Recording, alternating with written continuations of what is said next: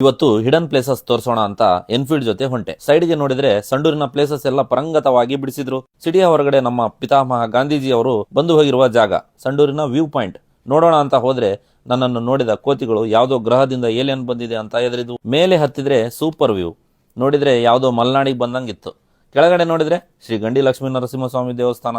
ಹಾಗೆ 18ನೇ ಶತಮಾನದ ಯಶವಂತರಾವ್ ಗೋರ್ಪಡೆ ಅವರ ಹೆಸರಿನ ಯಶವಂತ ನಗರಕ್ಕೆ ಎಂಟ್ರಿ ಆದೆ. ಅಲ್ಲಿರೋ ಲೋಕಲ್ ಹೀರೋಸ್ ಮತ್ತು ಫ್ರೆಂಡ್ ಸಂತೆಗುಡ್ಡ ನಾಗರಾಜ್ ಜೊತೆ ಎಕ್ಸ್ಪ್ಲೋರ್ ಮಾಡಕ್ಕೆ ಹೊಂಟ್ವಿ. ಒಳ್ಳೆ ಪ್ಲೇಸಸ್ ನೋಡೋಣ ಅಂತ ಹೋದ್ರೆ ಹೋಗೋ ದಾರಿನೇ ಸ್ವರ್ಗವಾಗಿತ್ತು. ಫೈನಲಿ ಎನ್ಫೀಲ್ಡ್ ಜೊತೆ ಕಾಡಿನಲ್ಲಿ ಎಂಟ್ರಿ ಆದ್ವಿ. 100 ಮೀಟರ್ ವಾಕ್ ಮಾಡಿ ನೋಡ್ತೀವಿ ಪ್ರಶಾಂತವಾಗಿ ಹರಿಯುತ್ತಿರುವ ವಾಟರ್ ಫಾಲ್ಸ್ ಚಿಕ್ಕದಿದ್ರು ಪ್ಲೇಸ್ ಮಾತ್ರ ಪ್ರಶಾಂತವಾಗಿತ್ತು. ಗುಂಡಾ ಫಾರೆಸ್ಟ್ ಕಾಡಲ್ಲಿ ಎಂಟ್ರಿ ಆದ್ವಿ.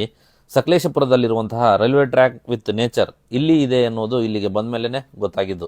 ಪ್ಲೇಸ್ ಮಾತ್ರ ಅಲ್ಟಿ ಆಗಿತ್ತು. ನೋಡೋಣ ಅಂದ್ರೆ ಒಂದು ಟ್ರೈನ್ ಬರಲಿಲ್ಲ. ನಮ್ಮ ಹೀರೋಸ್ ಜೊತೆ ಫೋಟೋಸ್ ತಗೊಂಡು 7 ವರ್ಷದಿಂದ ನಡೆಸಿಕೊಂಡು ಬಂದಿರುವ ಅಜ್ಜನ ಬಿರಿಯಾನಿ ಹೋಟೆಲ್ ಅಲ್ಲಿ ಸೌದೆ ಒಲೆ ಮೇಲೆ ಮಾಡಿರೋ ಬಿರಿಯಾನಿ ತಿಂದ್ವಿ. ಬಿರಿಯಾನಿ ಮಾತ್ರ ಸಖತ್ತಾಗಿತ್ತು.